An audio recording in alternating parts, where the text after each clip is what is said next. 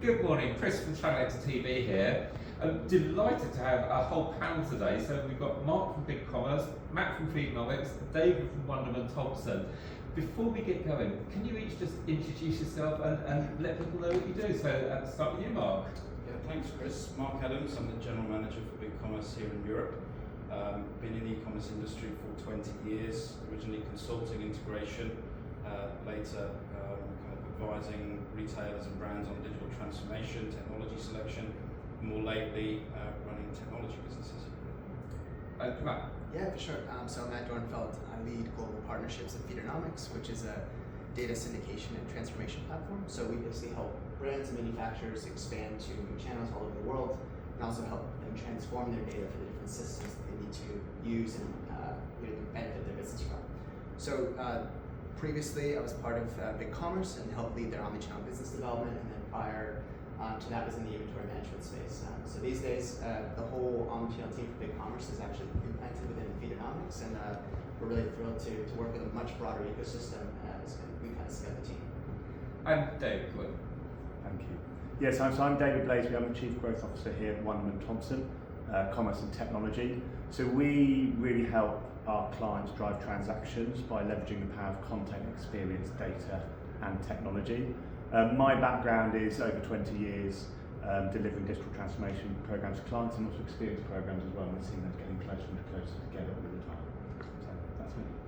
Now, what I really want to talk about today is B2B commerce.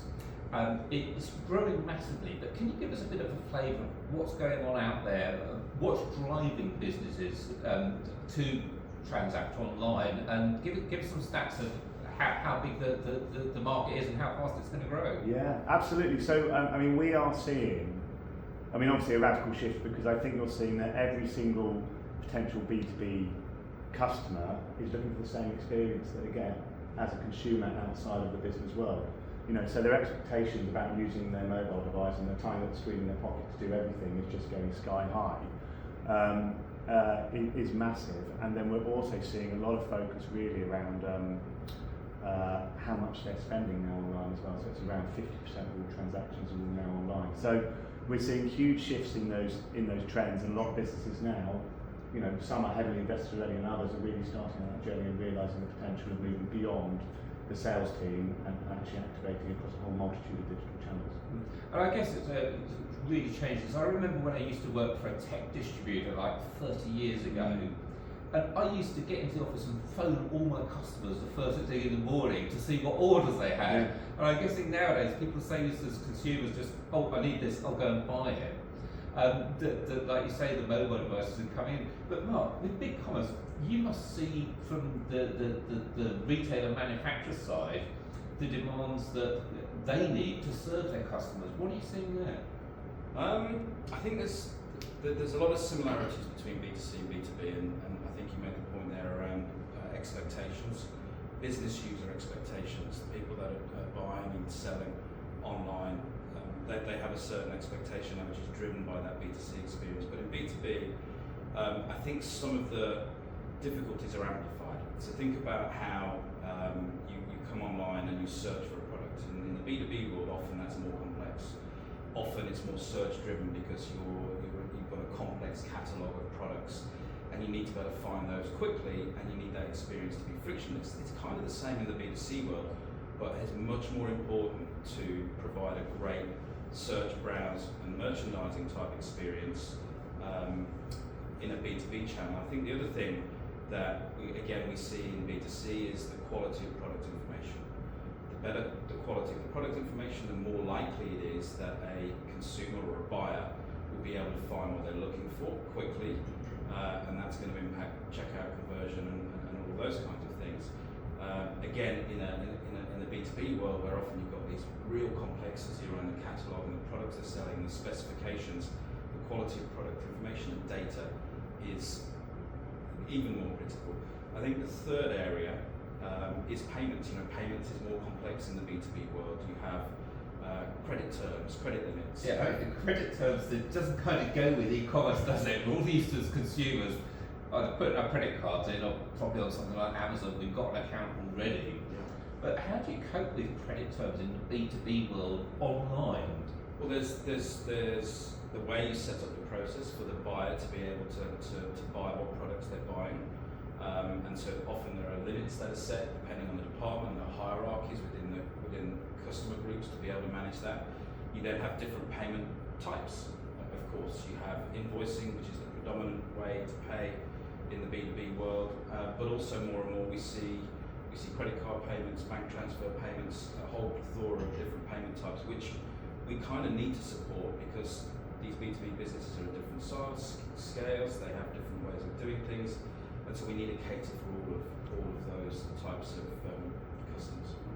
And when we're looking at the B2B, what's really driving it? Is it the manufacturers, the suppliers offering it out to their clients, or is it driven by client demand? We actually need to order online. I mean, I think a lot of it is from the clients wanting to engage in this way.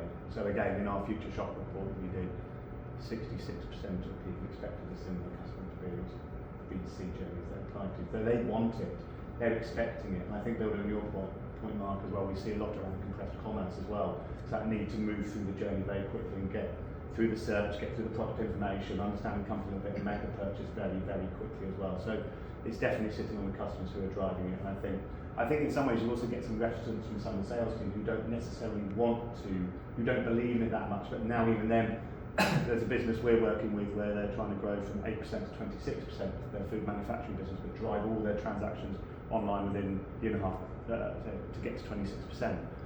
And the sales team have been holding back, but now they're really seeing the power of it because they're seeing actually, as a salesperson, their sales are incrementally growing because they've got all these other channels helping them do it. Mm. And as a salesperson, it's changing very much from what I was doing 30 years ago, ringing up every morning to see if there's an order. It's been much more of an account manager, which I guess is a lot more of a fulfilling role than being an order taker. So when we're seeing these sales coming online, how many businesses kind of demand a approved supplier list and open an account, and how many are willing just to, oh, I need that product, I'll go and buy it, I'll put my company credit card in? Do you see any difference there? Yeah, it really does depend on the vertical and the complexity and the size of the business. Smaller businesses that are coming online tend to have less process and hierarchy around managing that. They just want to be able to allow their buyers to transact online. Bigger organisations, yeah, they have lots of process that need to be mapped from the offline world to the online world. Lots of hierarchies, and we need to cater for that level of sophisticated business process.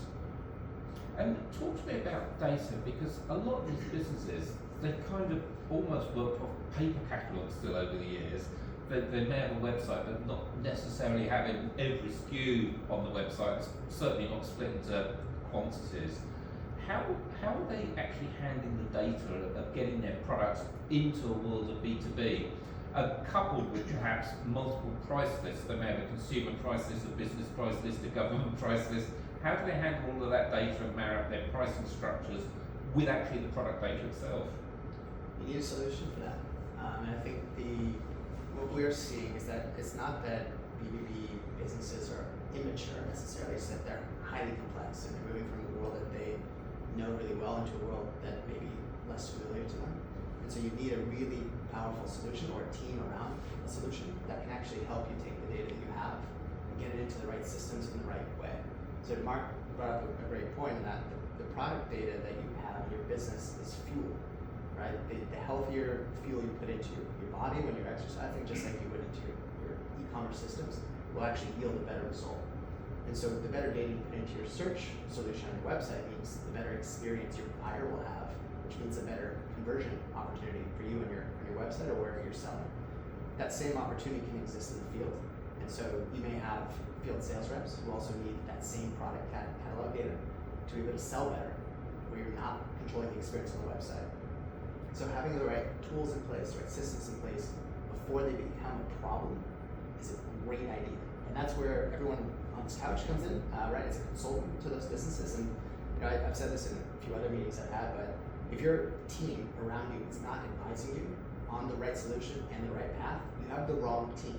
And so it's hyper critical to invest in the right team, the right resources early on in this journey if you're going digital for the first time. I really think that it's a really critical point. So if you think of the B2C world, most of these, certainly the larger ones now, will have re-platformed their e-commerce infrastructure 4, 5, 6 times over the last 20 years. Yeah. They've built competence, they've built skills, they've tested and learned with different ways of doing things, different technologies.